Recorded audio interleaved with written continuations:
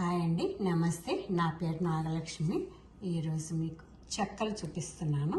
దానికి కావాల్సిన ఇంగ్రీడియంట్స్: బియ్య పిండి, డీప్ ఫ్రైకి సరిపడా ఆయిల్, సాల్ట్, కరివేపాకుని సన్నగా తరిగి ఉంచుకున్నాను, శనగపప్పు, పెసరపప్పు, జీలకర్ర, కొంచెం బటర్, పచ్చిమిర్చి, అల్లం. ఇవన్నీ కావాల్సిన ఇంగ్రీడియంట్స్. ఈ అల్లము, పచ్చిమిరపకాయలు రెండు నేను గ్రైండ్ చేసి పెట్టుకున్నాను. మీరు తినే స్పైసీని బట్టి తీసుకోండి.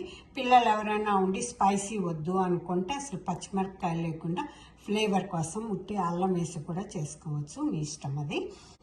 శనగపప్పు, ఈ పెసరపప్పు ఒక గంట ముందుగా వాష్ చేసేసి నానబెట్టేసి ఉంచాను. ఇప్పుడు మనం ముందుగా చేసుకోవాల్సింది,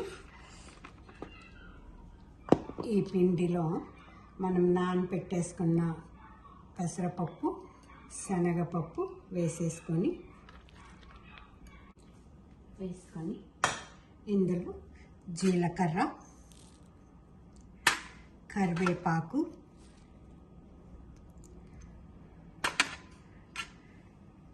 చిల్లీలు అండ్ జింజర్ కలిపి పేస్ట్ చేసుకున్నాం కదా, అవి కారాన్ని బట్టి వేసుకోండి.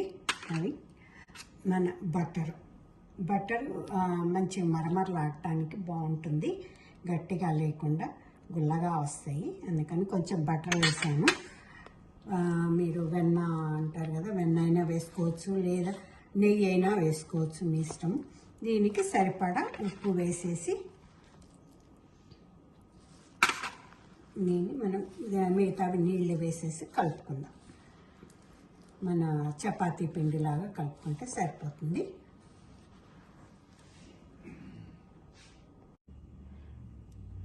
మనం నీళ్లు పోసి ఇలా ముద్దలాగా కలిపేసుకొని మన నూనె స్టవ్ మీద పెట్టేసుకొని నూనె వేడి వచ్చేటప్పుడు వీటిని మనం చిన్న ప్లాస్టిక్ కవర్ మీద కొంచెం నూనె రాసేసి వీటిని మనం చెక్కలాగా ఒత్తుకుందాం. నేను అటువైపు స్టవ్ మీద ఆయిల్ పెట్టాను.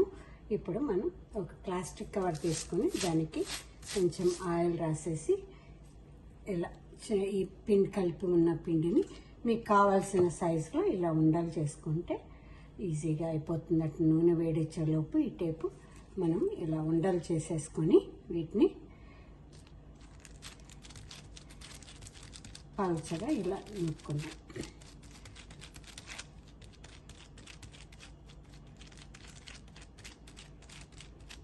ఇలా అన్నీ రెడీ చేసుకుని పెట్టుకుని ఉంటే, అన్నీ కాదు ఒక వాయికి సరిపడా రెడీ చేసి పెట్టుకుంటే అవి వేగేటప్పటికి మళ్ళీ మనం రెండో వాయికి రెడీ చేసుకోవచ్చు అన్నమాట. ఇట్లా అన్నీ ఒక వాయికి సరిపడా దగ్గర అందులో ఒక 10 అన్నా పడతాయి. సుమారుగా 10 ఇలా చేసుకొని రెడీగా ఉంచుకుందాం మనం. ఇవి రెడీ అయ్యినవి ఇలా ఒత్తుకున్నవి వీటిలో వేయించేసుకుందాం.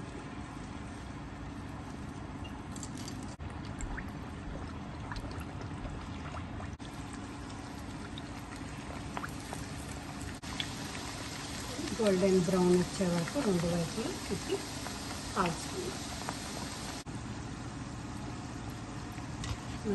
ఇలా ఉడకటం ఆగిపోయింది కదా, బుడగలు రావటం అంటే ఉడికిపోయినాయి అన్నమాట. ఇప్పుడు వీటిని మనం తీసేసుకోవచ్చు. ఇవ్వండి మన చెక్కలు. చాలా స్నాక్, పిల్లల స్కూల్ నుంచి రాగానే తినడానికి చాలా బాగుంటాయి. ఇందులో పిల్లలకి అనారోగ్యమైనవి కూడా ఏమీ లేవు, చక్కగా హెల్తీగా తినచ్చు. ఇవి చాలా రోజులు కూడా ఉంటాయి. ఒకసారి చేసుకున్నామంటే చల్లారిన తర్వాత ఎయిట్ దాంట్లో వేసుకున్నామంటే చాలా రోజులు ఉంటాయి.